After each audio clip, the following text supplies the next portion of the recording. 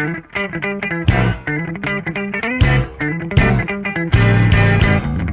friends, welcome back to the channel.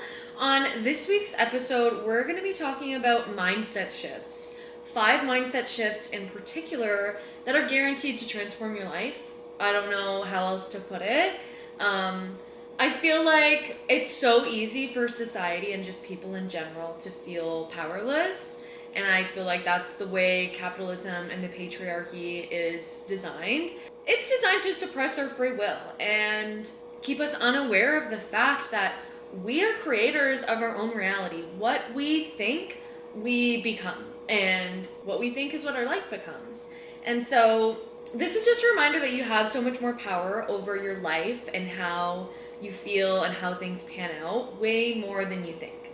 So I'm going to give you the 5 mindset shifts right off the bat. If you're on a crunch for time, you can get them and go. Do your research on the side. And for those that have time to stick around, I'll take a minute to parse each one out and give you a little bit of insight into what they actually mean and how you can implement them into your day-to-day life. So, number 1, things aren't happening to you, they are happening for you. This takes you out of the victim mentality into the creator mentality. That's all I'll say on that one.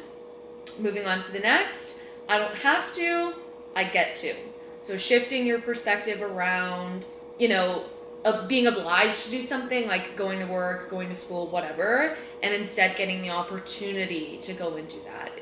So that shifts you into more of like a gratitude mindset space that you're operating from. Third is the let them, let me theory. I think it's Mel Robbins, who is like really big on the let them theory. And you cannot heal in places that reopen your wounds. That's number 4. I feel like that's self-explanatory. And then 5th is let go or be dragged. That's a new one that I've added to my little mental filing cabinet that I pull up way more often than I thought I would in terms of just like letting go of shit. It's so easy to be committed and like tied to something and just like so consumed by ideas and expectations and people and relationships. It's easy to get attached and it's easy to be dragged by the things that you're attached to, regardless of what it is. So I think it's a really great reminder to let go or be dragged. Let go of whatever it is that you're holding on to for dear life. Let go of it and see how your life can pan out without being so attached to that thing. See how capable you are of living on your own and taking care of yourself and not being so codependent on a person, a relationship, a connection, an expectation, a job, a career path. Like, I think it's so easy for us to get hyper fixated on this idea of like, if I do this one thing, if I, get to step A, that's automatically going to give me, get me to step B and step C and step D. Like, we have this, I know I am very prone to doing this, especially with my whole like post-secondary plan that I had set up for myself. Like, I remember reading back on my applications to UBC when I was, 15, 16, that I was writing this application. I was like, I have to go to UBC so that I can go to UBC's law school and it's the best in the country and I can get the best jobs and make the best connections and live my best life out in BC. And at that time, I was so attached to this idea, this concept that like, that's the only way to get my dream life of like living on the West Coast and, being in alignment with my highest self and being surrounded by a bunch of people that really prioritize time outside and mental health and wellness. Like, that was the goal that I was shooting for. But in my mind, I was so attached to like, this is the only way that I can achieve that goal. It's only by going to UBC. It's only by starting my undergrad there and going there for law school and yada, yada, yada. And even after that plan got derailed and I finished my undergraduate degree, I was like, UBC law, baby, I'm coming for you. And the universe said, girl, no, that's not what's in the cards for you. And, now in hindsight, I'm like, thank God I didn't get into UBC, but I was so attached to that dream that like I literally spent $100 on a custom made crew neck because I was so attached to that dream and that concept, that expectation of what I thought my life needed to be and how I thought it needed to pan out. I got so attached to it and I got dragged through the mud a little bit. I beat myself up day in, day out. I lost so much sleep going down Reddit rabbit holes trying to figure out what my fucking grade score index was for UBC and what the chances were of getting in and this and that. And that expectation dragged me through the mud. And the second I let go of it, the second I got into UVic, and the time was coming, I had to start looking for housing. I said, fuck it. I'm going to UVic. Fuck UBC. We don't like UBC anymore. Fuck them. Not even that good of a school anyways.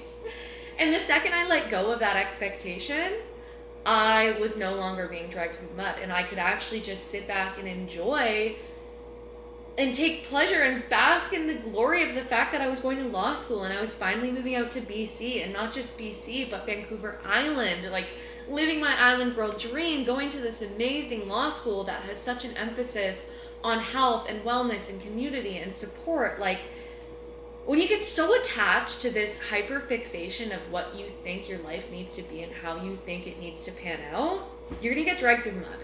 You're gonna get dragged through the mud and you're going to lose sight and just be unable to see and appreciate all the beauty that's around you and all the blessings that the universe has set up for you. Because in reality, you don't know what the higher purpose is for something happening, like losing a job or losing a friend. You don't know what the lesson is behind that, what that connection is. And you may not know for years, you may not know for decades, but everything has a purpose. And I think that's why it's just so amazing to let go of the expectations, let go of the hyperfixations, let go of the perfectionism, and just let it pan out. Let it pan out how it's supposed to. Enough said about that one. I'm going to work my way, because I started with number 5, I'm going to work my way back up in the opposite way that I listed them. So going back to number 4, you cannot heal in places that reopen your wounds. I think from just a physiology, biology standpoint, a wound's never going to heal if you keep reopening it. And, that applies obviously physically to our anatomy, but also spiritually, psychologically, emotionally.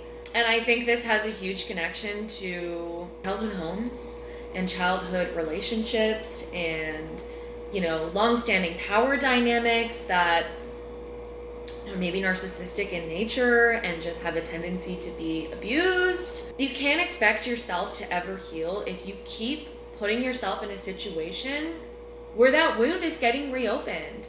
Like, you can't ever heal your trauma and learn how to feel safe if you're consistently putting yourself in an unsafe environment.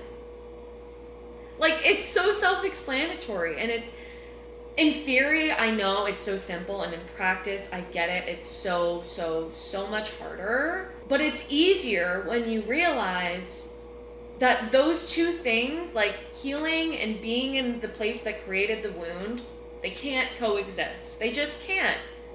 It's like putting, salt on a salt wound or something like that. You're just making it worse. And you're just making it harder on yourself and the other person that's involved to heal and move on. Like, this applies to friendships too. If you have a friend that always treats you like shit and makes you feel like unappreciated and unloved and just not enough. I'm gonna move this. Why am I so off center?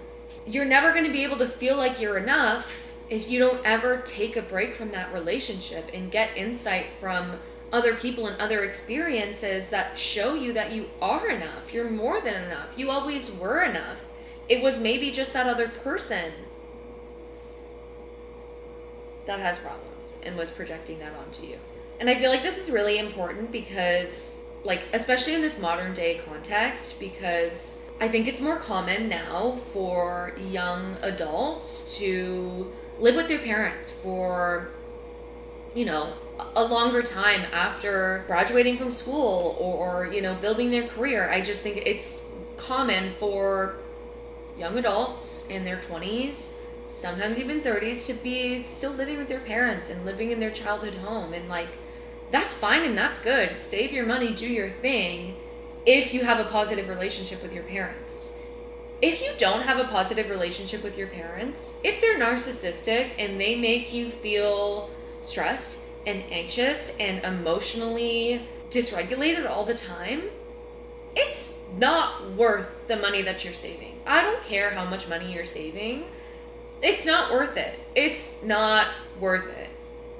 Like, the peace and just the bliss and the contentment that you gain from living on your own and realizing that you don't need anyone else. You don't need anything externally to fill your cup and feel as though you're worthy. None of it matters. It doesn't matter how many hours you're working to and obviously don't take this to an extreme. I guess I've experienced the worst of the two, where I had to work midnights, just to afford putting myself through school.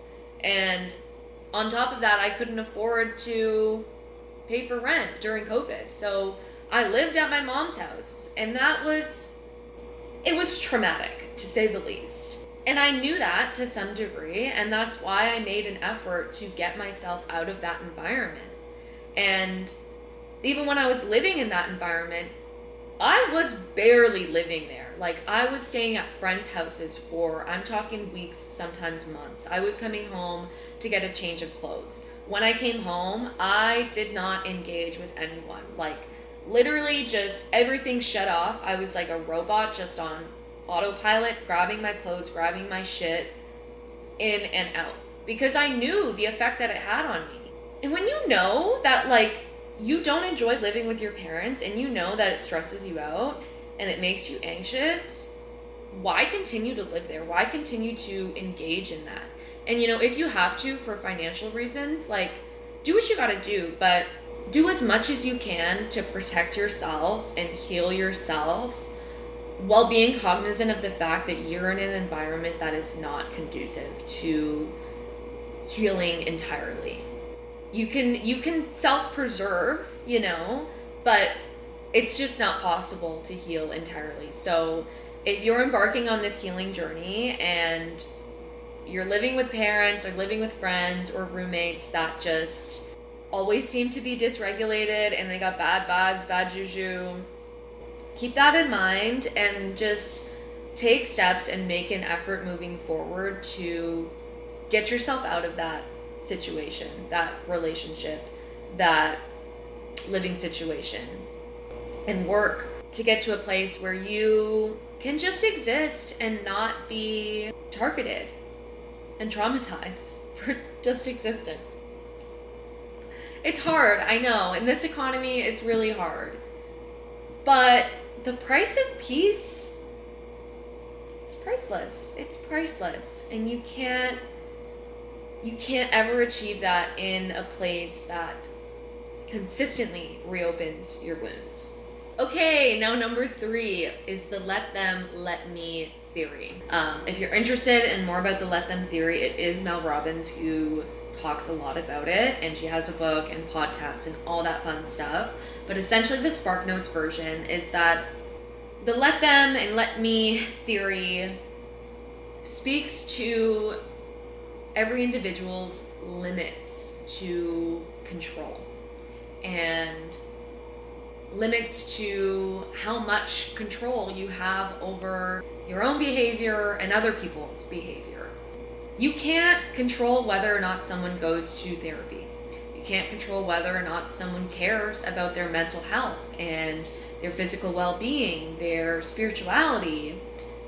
You don't have any control over any of that. All you have control over is how you react and respond to the way other people treat you and live their lives and, operate in general. So when people do things that you don't agree with, as they do, the theory states that you just gotta let them. You just got to let go or be dragged. Bringing it back to number 5. But yeah, you just have to let go. Let go of the desire to control them and control the outcome and control how they treat you.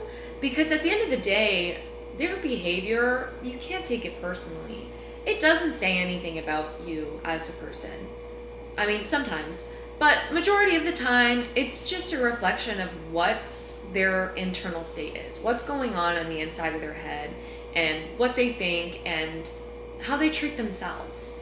And, you know, when people are really rude to you or just really vicious and they say rude things, they make sharp judgments, they don't treat you very nicely, maybe don't take it so personally and just say, remind yourself, hey, just let them do that.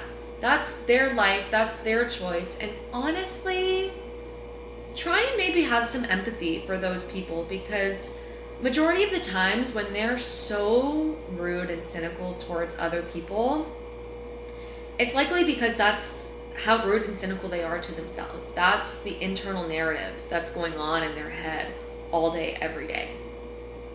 And the way they treat other people is just an externalization of that. So instead of fighting people on their cold, rude behavior, maybe just take a step back and say, hey, this is connected to something bigger here. It's not about me. It's about them. It's not my stuff. It's their stuff. And I'm going to let them do that. And I'm going to let me do my thing. I'm not going to let that bad energy affect me and the way that I go about living my life. And, you know, this is something that I try to implement all the time at school.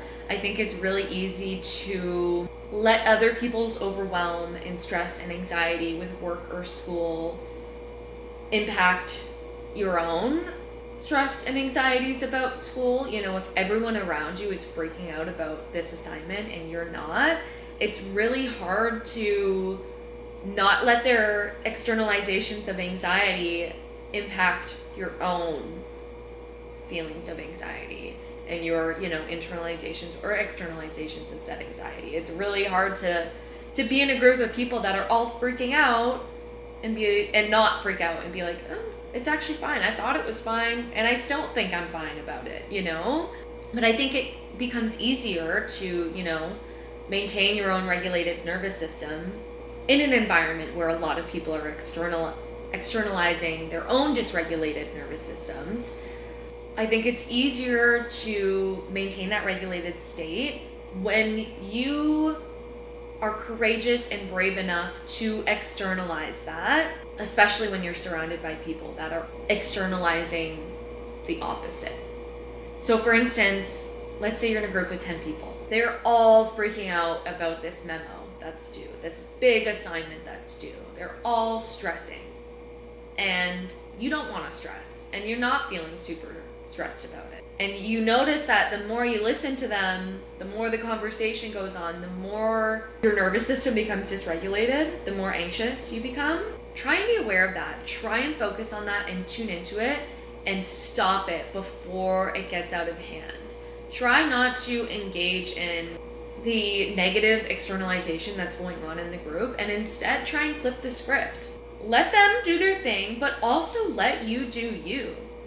And if you feel like, hey, it's chill, I'm not anxious about it, speak your mind. Speak your mind. Speak up and say, hey, I don't think it's actually that big of a deal. Hey, we got tons of time. Hey, we can meet up, you know, and fact check some of our sources together. Hey, there's TAs that got office hours, you know, like, it's easy to let other people's shit become your own shit when we're social creatures and we thrive off of human connection and contact and relationships and community. And it's easy to want to join in on what everyone's saying and what everyone's doing because you think that's going to allow you to foster a connection with them. And, you know, I get the fear of, like, if everyone's freaking out and I'm just, you know, super chill, speaking my mind, hey, it's not that big of a deal, we're all fine, it's all peace and love.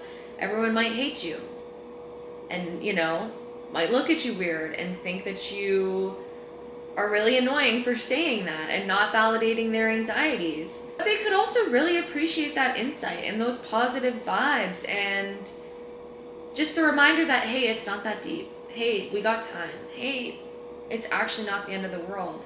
Earth is still spinning. So when you let other people do their own thing and let their lives unfold as they please and as they wish, it grants you so much more autonomy over yourself and the way that you go about your own life and the way that you treat other people and just go about living.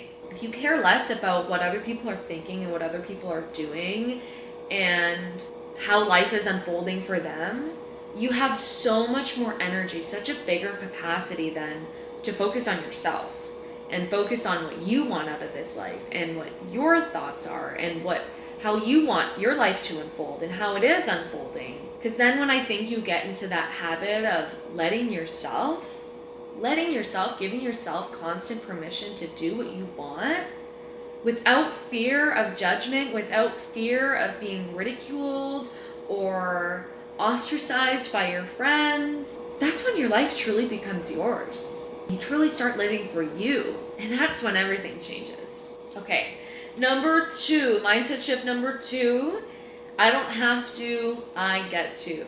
I'm sure you guys have heard this many times before. I know it's one that I've heard many, many years ago, yet I still implement all the time in my thought patterns. And, I use it all the time to shift my mindset when I'm tired and grumpy and really groggy in the morning and I don't want to leave my house at 8:30 to make it to campus for that 9 a.m. lecture. I always bring myself back to, this isn't something I have to do. I did not have to go to law school. I did not have to get out of bed. I did not have to care about my future and myself. But luckily, I get to. Luckily, I get to go to law school. Luckily, I get to live on this beautiful island. And I get to ride safe public transit. Literally 2 blocks down the road. Only need a half hour to commute to campus. And then that reminds me of times where it took an hour, sometimes an hour and a half to commute to campus. Sometimes the train broke down because there was so much snow in Waterloo and I would have to pay for an Uber or a taxi to take me home from campus because it was too long of a commute. Or you could take it even further than that, to the other extreme where this is Canada and we get to go to school. We get to go to school. We get to go and learn and sit in the classroom and be taught and expand our minds and ponder things. Like, being in the educational sphere, the academic realm, is something that has historically been something that only royals and really rich people were able to engage in because it was just such a luxury to have leisure time, to not have to work 40 hours all day, all night to just survive, to just pay for food, to take care of yourself.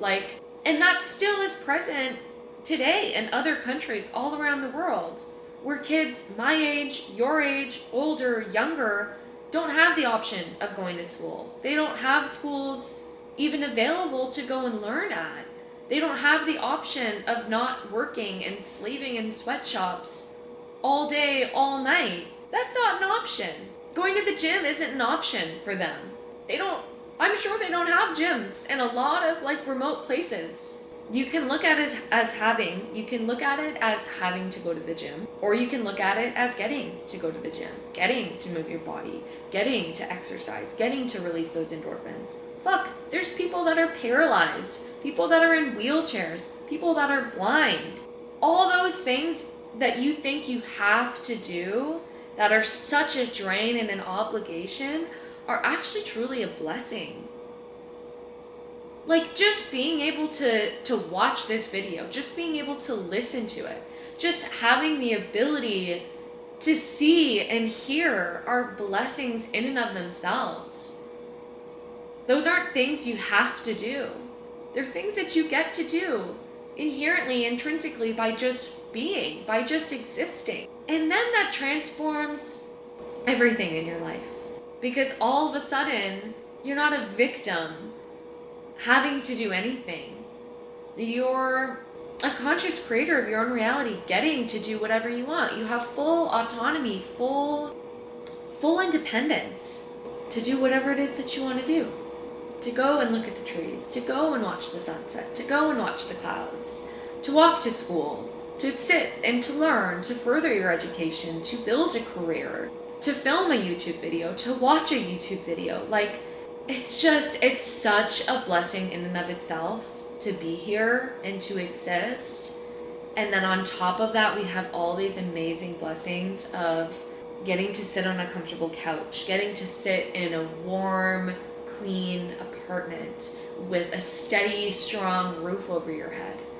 Flying into Mexico, both times, every single time that I've flown into Mexico, all I see are these houses without roofs in the middle of the forest. And like, I don't know if that's intentional. I'm guessing it's not, because who wouldn't want a roof over their house? And it always just makes me so grateful for like the bare minimum things that we always take for granted in Western society, in Canada, in the United States, that are just like clean tap water. They don't potable water out of the tap. They don't have that in Mexico. They don't have that in most countries.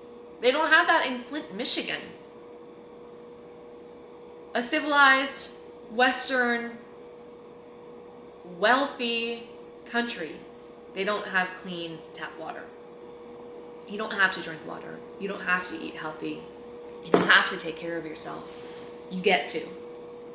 Don't let any other conceptualization of living permeate your thinking, because it'll lead to a very miserable life. I can tell you that right now.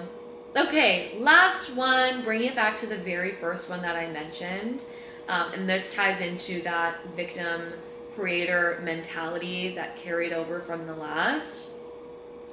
And it is that things aren't happening to you, they're happening for you. This is one of my favorite ones, because it's so easy to think and believe that, I'm such a victim. So many things are happening to me. Nothing can go right. Everything's going wrong. And I'm just so helpless and so hopeless. When you're a victim, when you think that things are happening to you, when you think that, you're the punchline of every single joke and nothing positive is ever happening for you, that's exactly what your reality is going to be. That's exactly how things are going to pan out.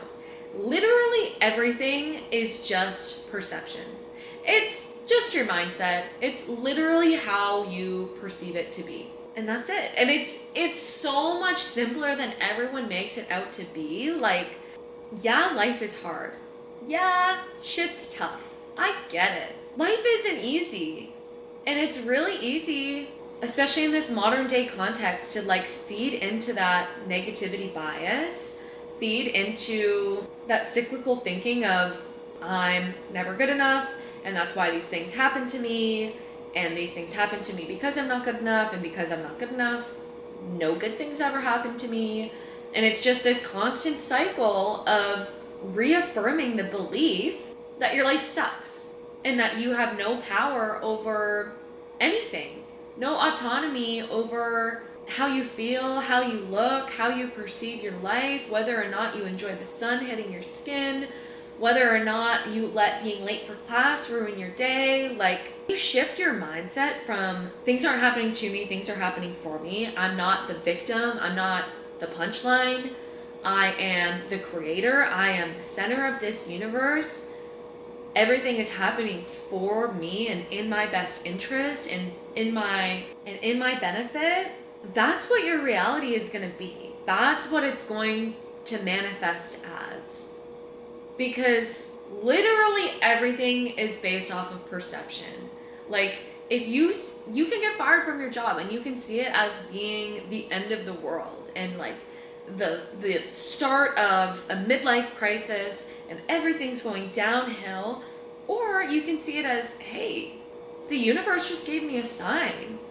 I just got an out. I just got a possibility of starting fresh in a new beginning. I just got canned from this job that I hated anyways.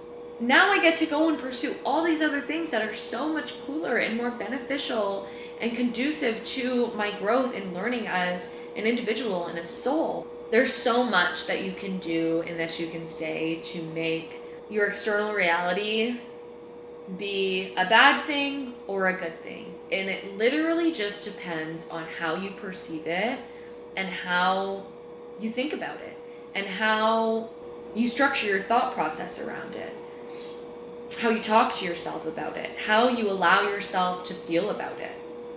You know, it's definitely important to grieve things and feel your emotions and, you know, be upset when something changes or doesn't work out how you want.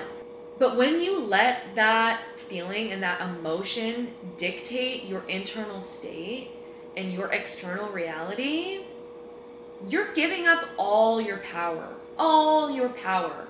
And you're never going to be happy. You're never going to be satisfied if you think that this life is just happening to you, that you're just a victim here along for the ride, and however it goes, it goes. You have no control over how you show up in this life. But when you reclaim that autonomy, you reclaim that power, and you say to yourself, this isn't happening to me. This is happening for me. This is happening for my benefit, for my greater good. This is my highest self, my spirit guides giving me a flag post, a stop sign, directing me, redirecting me in another better direction. And you know, you could even, an extension of this would be the mindset shift of rejection is just redirection. Rejection is just redirection. When you're rejected from something, when something horrible happens to you, it's just redirection. Redirect your energy. That is the universe, that is your spirit guides, your higher self, giving you a hint, giving you a flag post and a sign to say, hey, maybe you should look over here. Hey, maybe you should focus on something else. Hey, maybe this isn't the end of the world. Maybe you cannot let missing the bus or the bus being late or being late for class dictate your whole mood, dictate your whole morning, dictate your whole emotional state. Maybe you reclaim your power and remind yourself that this is your life. Everything's connected to a higher good and a higher purpose. And if you don't understand why something's happening now, you'll understand later why it happened in hindsight. With literally everything horrible that's ever gone wrong in my life, at the moment, sure, I would have been like, oh, this is so fucked, this is so horrible. But then in hindsight, looking back, I'm like, wow, I couldn't have imagined this going any other way. Wow, I would not be the person I was today if I did not face all of those challenges and those difficulties and that heartbreak and that trauma. Everything is connected and everything has a higher purpose and higher meaning. So when you surrender yourself to that and you allow everything to just make sense and be interconnected, you allow yourself to live your best life possible. Because in allowing life to unfold, however it unfolds, you allow yourself the freedom to not care about how it unfolds and to not care about who rejects you, who doesn't like you, what job you don't get, what opportunity or experience you don't get, because at the end of the day, you're still here. And every horrible thing that's happened to you, I'm sure you've overcome, or you are about to overcome, or you will overcome at some point. And I'm sure you learned something from that in the end too. And it made you a better, stronger, more resilient person, and probably more equipped to take on whatever insurmountable challenges the universe has set up for you in the future. And I think the biggest piece with this, the biggest piece with all these mindset shifts, is that we are all creators of this universe, of this reality, of our lives. And when we realize that, when we step into that power, everything changes. Everything changes. It's all about how you see it. It's all about how you choose to perceive it. You know, for instance, missing the bus. You could see it as anxiety inducing and a horrible way to start your morning. And, you can let yourself spiral from that one event and think, oh, no, my profs are going to hate me. Everyone's going to give me dirty looks. Everyone's going to be thinking this way and that way and blah, blah, blah, blah, blah. Or you can think, it's chill. It's whatever. I have no control over whether the bus was going to come or not. Or, maybe I did. Maybe I could have left the house a little earlier. So what? Now I have more time to listen to my favorite audiobook or my favorite song. I have some extra time to dance on the street or film a little TikTok or answer my texts or my DMs or repost a cute little post on my story. And because of that, now I can go into class a little more relaxed or feeling a little bit more upbeat. It's really all about how you frame it and how you think about it. And no one else has the power to do that except for you. Nobody else can go into your mind and say, hey, I'm trying to, but in the moment, nobody can go into your brain and take control for you and say, hey, stop being a little pussy ass bitch and find the positives in this. Nobody else can do that except for you. So I think I might end it there because I don't really know what else to say in addition to all of that. I can try to encourage and inspire and enlighten as much as possible, but at the end of the day, it's up to you. Whoever's watching this, it's up to you to make the changes that you want to make and realize that everything you need is within. All the power that you need to make the changes, all the courage, the hope, the belief, the positivity, it all lies within you. You just have to realize that and act on it consciously, intentionally, and continuously. And watch, your life will transform. It will. It's gonna be so good. It's gonna be so good. Ugh, I have so much hope. I have so much hope. This life is amazing. You're amazing. I'm amazing. We're all amazing. And we're just so lucky to be here. So, before you go, I'll reiterate all of them one more time, and I'll also put them in the bio. First off, things aren't happening to you. Things are happening for you. 2, I don't have to. I get to. 3, let them, let me. 4, you cannot heal in places that reopen your wounds. And 5, let go or be dragged. And maybe the 6th bonus one, rejection is just redirection. Clock all of those, file them away into your mental health and wellness filing cabinet for those really hard days when you need some extra love and assistance and reassurance and positive mindset shifts to carry you through the day. So without further ado, thank you so much for watching my video as always. And yeah, stay tuned for more. Kisses. Love you. Bye.